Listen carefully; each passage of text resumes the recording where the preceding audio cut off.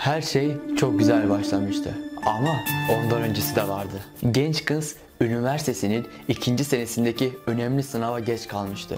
Aceleyle evden çıktı. Tam kampüse girerken karşıdan gelen genci görmeyip omzuna çarptı. Ufak bir sarsıntıdan sonra genç kız özür dilemiş, erkek de özrünü kabul etmiştir.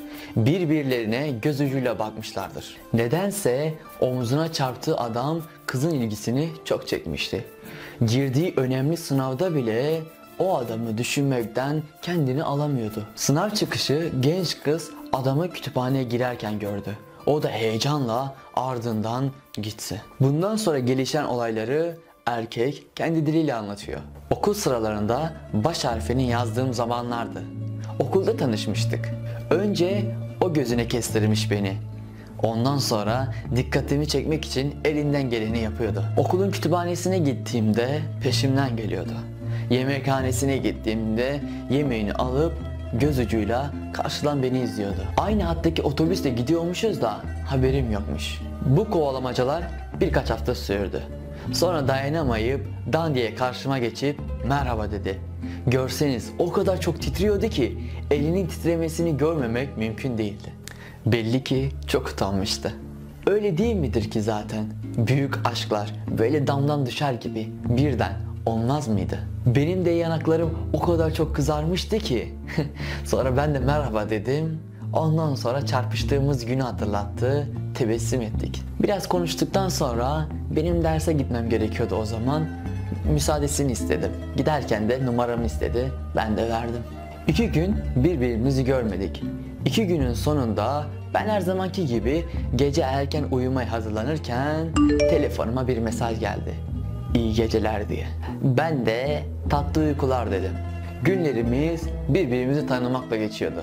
O kadar çok konuşuyorduk ki artık ne eskisi gibi erken yatıyor ne de tevekkül edip derslerimle ilgileniyordum.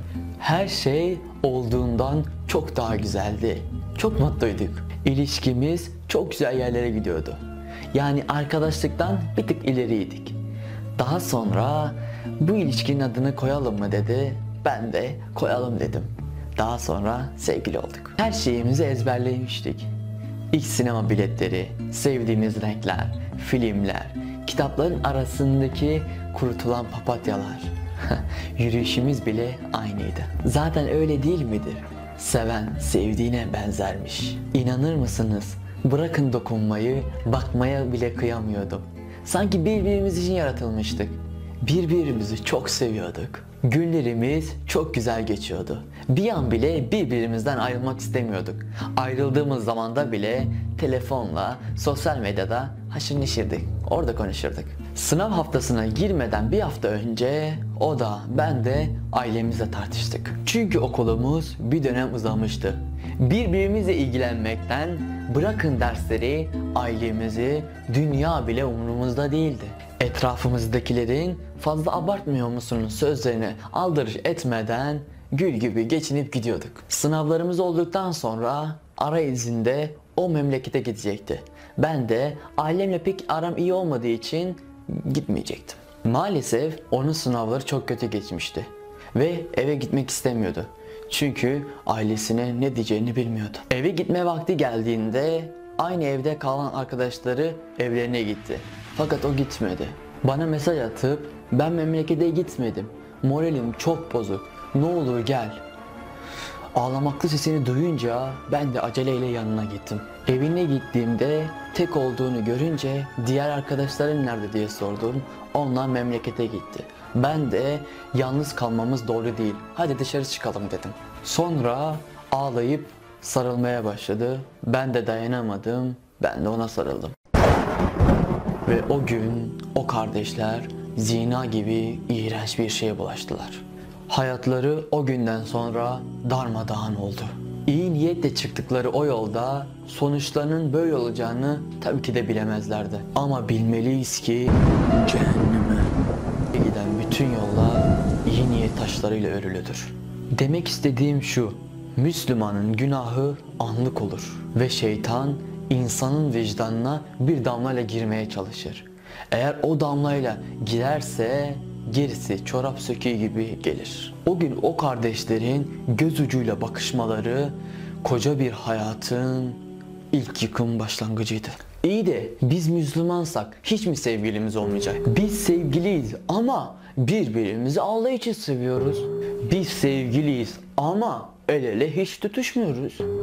Biz sevgiliyiz ama özel şeyler hiç konuşmuyoruz. Günah ile ama günah arasında kocaman bir iman farkı vardır kardeşlerim. Bunların hepsi zinaya götüren sebeplerdir. O halinizin İslamiyet'e uygun olduğunu düşünüyorsanız büyük tehlikedesiniz demektir. Bu yüzden Allahu Teala bu konuya İsra suresinin 32. ayetinde çok güzel değiniyor. Zinaya yaklaşmayın. Zira o hayasızlıktır ve çok kötü bir yoldur. Bazen yaptığınız masumca bir hareket, bir bakış, bir söz hem kendi kalbinizi hem de karşınızdakinin kalbini çok kötü, çıkılmaz yollara sokabilir. En güzel emanetsiniz. Selametle. Bu videoyla hayata değişecek insanlar olabilir. Siz de bu videonun diğer kardeşlerimize faydalı olabileceğini düşünüyorsanız bu videoyu paylaşıp, yorum yapıp, beğenip kanalımıza abone olabilirsiniz. Sebep olan yapan gibidir. Hakkınızı helal edin.